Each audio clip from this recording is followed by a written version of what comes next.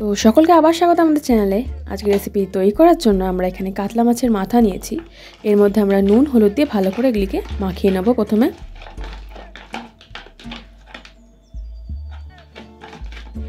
এরপর আমরা একটি বাটির মধ্যে গোবিন্দভোগ চাল নেব। এরপর আমরা এটিকে ভালো করে জল নিয়ে ধুয়ে দেব। এরপর আমরা একটি ভাজা মশলা বানিয়ে নেব। প্রথমে তেজপাতা, এরপর দারচিনি, এলাচ, শুকনো লঙ্কা, ধনে এবং জিরে দিয়ে ভালো করে আমরা এটিকে গরম করে আমরা একটি মশলা বানিয়ে নেব। এরপর আমরা এরকম একটি পাত্রে এবার তেল নেব।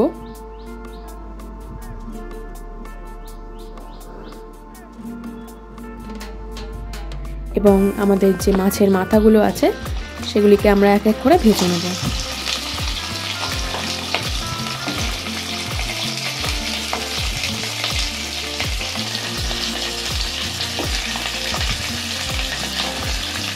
মাছের মাথাগুলি ভালো করে ভাজা হয়ে গেলে আমরা প্রথমে এগুলিকে তুলে নেব।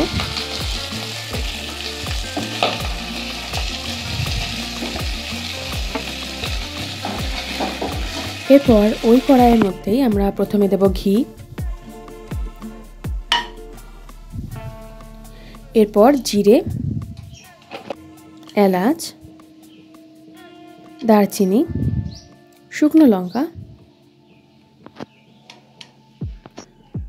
লবঙ্গ এবং আমাদের চালটা ছিল ধুয়ে আমরা এর মধ্যে দিয়ে দেব।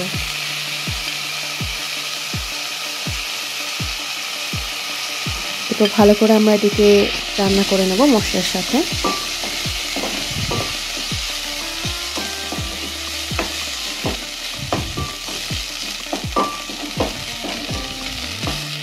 এরপর আমরা এর মধ্যে নুন হলুদ দিয়ে আবার ভালো করে আমরা এটিকে মিশিয়ে রান্না করে নেব।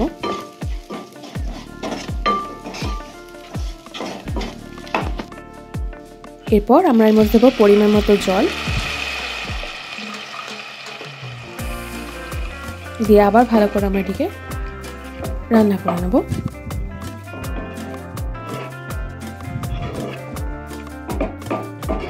এরপর আমাদের মাছের মাথাগুলো আমরা এর মধ্যে দিয়ে দেব। দিয়ে আবার আমরা ভালো করে এই চালের সাথে এবং মশলার সাথে আমাদের মাছের মাথাগুলোকে মিশিয়ে নেব। এরপর আমরা এটিকে কিছুক্ষণের জন্য ঢাকা দিয়ে রান্না হতে দেব। এরপর আমরা এর মধ্যে দেব গরম মশলা, কাশ্মীরি লাল লঙ্কার গুঁড়ো দিয়ে ভালো করে আবার আমরা এটিকে কষিয়ে নেব। এরপর আবার আমরা ঢাকা দিয়ে রাখার পর আমাদের চাল দেখতে হবে সেদ্ধ হয়েছে কিনা, এবং শেষমেশ আমরা যে মশলাটি বানিয়েছিলাম সেটি আমরা এর মধ্যে দিয়ে ভালো করে আবার কষিয়ে রান্না করে নেব।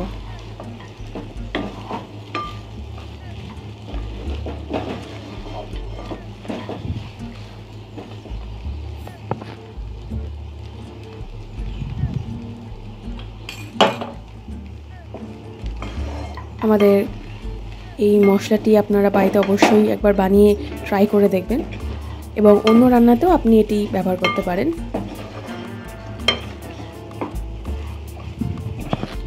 এরপর আমরা টেস্টের ব্যালেন্সের জন্য শেষমেশ চিনি দেব। এরপর ভালো করে কষিয়ে রান্না করে নেব এবং শেষমেশ আমরা এর মধ্যে দেবো চেরা কাঁচা লঙ্কা। তো আজকের রেসিপি এইটুকুনি, দেখা হচ্ছে পরের ভিডিওতে।